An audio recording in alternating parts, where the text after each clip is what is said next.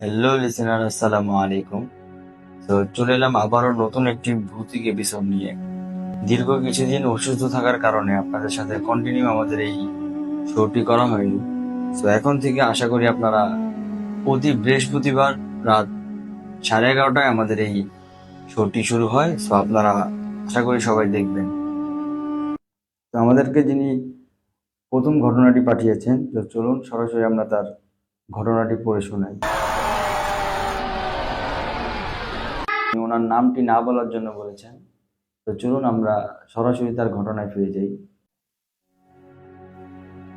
আমাদের গ্রামের বাড়িতে আমার বাড়ি থেকে প্রায় 20 থেকে 10 মিনিটের রাস্তা। তো ওই 20 থেকে 10 মিনিটের রাস্তা, ওইখানে একটি বড় একটি মাঠের মাঝখানে একটি পালং গাছ। গাছটি দেখতে প্রায় বট গাছের মতো, কিন্তু বট গাছ না। তো ওইখানে দেখা যায় প্রায় সময় একটি বৃদ্ধ লোক সোনালী কালার একটি হুক্কা নিয়ে খাচ্ছেন। তবে ওইখানে রাতের বেলা তো দূর থাক, দিনের বেলাতে কেউ যেতেও ভয় পেত। তো একদিন ওই পালং গাছের পাশে একটি জায়গা ছিলেন, ওই জায়গাতে এক লোক প্রায় সময় মাঝে মাঝে উনি সময় পেলেন সকালে কিংবা দুপুরে উনি ওখানে যেতেন। উনি ওখানে আশেপাশে ঘোরাফেরা করতেন। তো একদিন 3টি জিন তাকে 3টি কলস দিয়ে তাকে বলা বলা হয় যে আপনি আমাদের দলে চলে আসুন।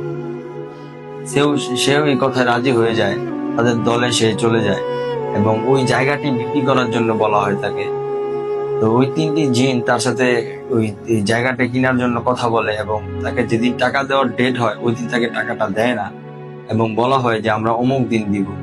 তো অমুক দিন যখন তাকে ডেট দেওয়া হয়, উনি ওই ডেট অনুযায়ী আবার তাদের কাছে আসে।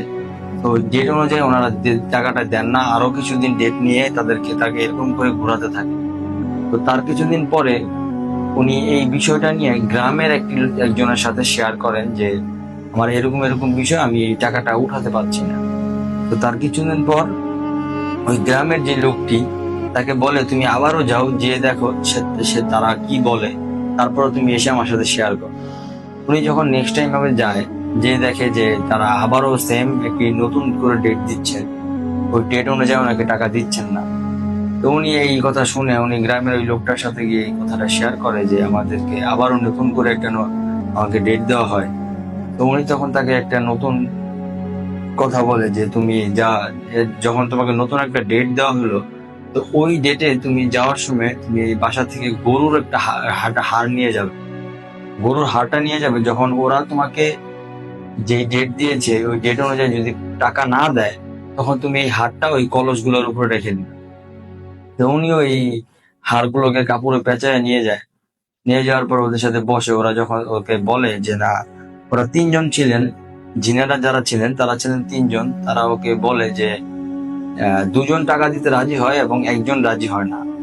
এর মধ্যেই যখন উনি দেখতে পায় যে না, এটা ওনারা আজকেও মনে হয় টাকা দিবে না, তখন তিনি ওই হারটা ওই কলসের উপরে রেখে দেয় এবং দেখা যায় যে ওই কলসগুলো, যখন উনি ওই কলসগুলো উনি চাইলেই কিন্তু নিয়ে যেতে পারতেন, কিন্তু উনি যখন ওই কলসের সামনে যেতেন তখন ওই কলসগুলো উধাও হয়ে যেত। যখন উনি ওই হাতটা কলসের উপরে রাখেন, তখন দেখা যায় যে কলসগুলো উধাও না হয়ে ওই জিনগুলো উধাও হয়ে গেছে। তো তখন তিনি এই 3টা কলস নিয়ে একটি ঝোপের ভিতরে রেখে দেয়। ওই ঝোপে তার 3 থেকে 4 দিন পর ওই ঝোপ থেকে বের করে তার বাড়িতে নিয়ে যায় এবং তার ওয়াইফের সাথে এটা শেয়ার করে। তো ওনার ওয়াইফকে বলা হয় যে এইটাকে আর সুন্দর করে রাখো, যাতে কেউ মাটির তলে রাখো, যাতে কেউ বুঝতে না পারে। তো উনি ওনার মতো সুন্দর করে ঢেকে ঢুকে রেখে দেয়। কিন্তু তার কিছুদিন পর দেখা যায় যে যেই লোকটি এই কলসগুলো নিয়ে আসছিল তাদের থেকে, তিনি পাগলের মতো হয়ে যায়। এটা ওই এলাকার এক বড় একজন হুজুরকে নিয়ে আসা হয়। ওনার হুজুরের 2টি স্ত্রী ছিল, একজন ছিলেন মানুষ আর একজন ছিলেন জিন। তো ওনাকে নিয়ে যখন এই ঘটনাটা শেয়ার করা হয়, উনি ওনাদের বাসায় আসে। এসে পর গ্রামের থেকে একজন লোককে ওনারা ডাকেন। গ্রামের একজন লোককে নিয়ে তার চোখটাকে বেঁধে ফেলা হয়, আর একটা বালতি নিয়ে এই বালতিতে অর্ধেক পরিমাণ পানি নেওয়া হয়। তো ওই বালতিতে যার চোখটা বাঁধা হয়েছে তাকে ওই বালতিতে তাকাতে বলে, কারণ উনি ওই বালতির দিকে তাকিয়ে উনি ওনার সাথে, যে লোকটা পাগল হয়ে যায় তার যার সাথে যা যা ঘটনা ঘটে উনি সব ওই ঘটনা ওই পানির মাধ্যমে দেখতে পায়। তখন ওই এলাকার মানুষ মনে করে যে হুজুর মনে হয় পাগল হয়ে গেছে বা হুজুর মিথ্যা কথা বলতেছে। তারপরে হুজুর তো উনি গ্রামের লোকদেরকে বলে যে আপনারা 10 জন এসে যদি এই বালতিটা উঁচা করতে পারেন তাহলে আমি মিথ্যা, আর যদি উঁচা না করতে পারেন তাহলে আমি যেটা বলবো আপনারা সেটাই করবেন। তো 10 জন আসে, 10 জন এসে ওই বালতিটা উঠানোর চেষ্টা করে। যে বালতিতে আধা বালতি পানি ছিল এই বালতিটাকে 10 জন মানুষও উঠাতে পারেন। তো তারপরও তারা সবাই হুজুরের কথা মতোই, হুজুর যখন বলে যে তোমরা সবাই বের হয়ে যাও, বের হয়ে যায় এবং দেখতে পারে যে তাদের ওই রুমে যত মাল সাবানা ছিলেন ওই মাল সাবানা একা একাই ওই রুম থেকে বের হয়ে বাহিরের দিকে চলে যাচ্ছেন, উড়ে উড়ে চলে যাচ্ছেন, মানে কেউ হাত দেওয়া লাগতেছে না।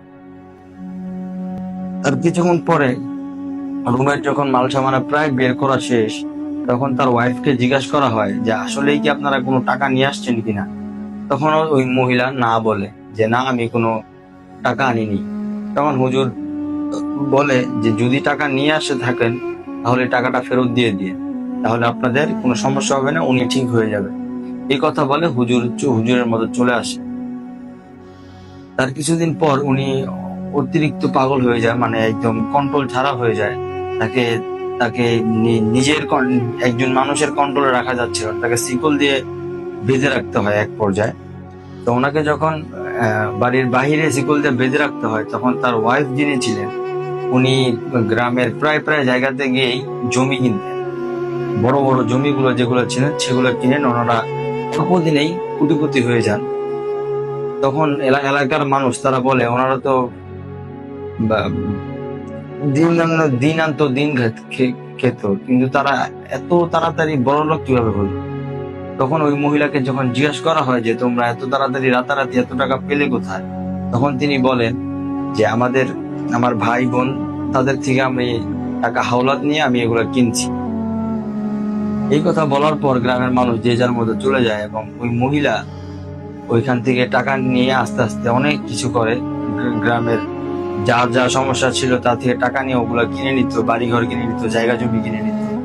তা এক পর্যায়ে দেখা যায় ওনার স্বামী একবার বদ্ধ উন্মাদ হয়ে যায়, ওনাকে কোনোভাবেই কোনো জায়গায় রাখা যাচ্ছিল না।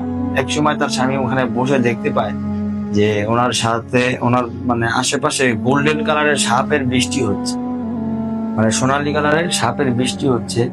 তো উনি এই জিনিসটা দেখে শিকল, যে পায়ে যে শিকল দিয়ে তাকে বেঁধে রেখেছিল ওই শিকল ছিঁড়ে উনি একটা সাপকে ধরেন এবং সাপটাকে পুরোটাকে খেয়ে ফেলেন। খেয়ে ফেলার পর উনি 1 সপ্তাহ থেকে 2 সপ্তাহ বেঁচে ছিলেন, তারপরে তিনি মারা যান। তার মারা যাওয়ার কিছুদিন পর মানুষ যখন তাকে দাফন দেওয়া হয়, দাফনের প্রায় 1 মাস থেকে 2 মাস পরে ওনাকে ওই সেই গাছতলায় তাকে পালং পালং গাছতলায় তাকে দেখতে পাওয়া যায়। তারপর থেকেই মানুষ বলা হয় যে ওইখানে ওই পালং গাছে তারা নিজেরা মনে করে যে ওই যেই লোক পাগল হয়ে গিয়েছিল ওই লোকটাকে ওই পালং গাছে দেখা যায়। তো গাইস, আমাদের ঘটনাটি এই পর্যন্তই ছিল। আর দেখা হচ্ছে আবার নতুন কোন এপিসোডে। যদি আমাদের ঘটনাটি ভালো লেগে থাকে আপনারা লাইক কমেন্ট শেয়ার করে আমাদের পাশে থাকবেন। সুস্থ থাকবেন। আসসালামু আলাইকুম।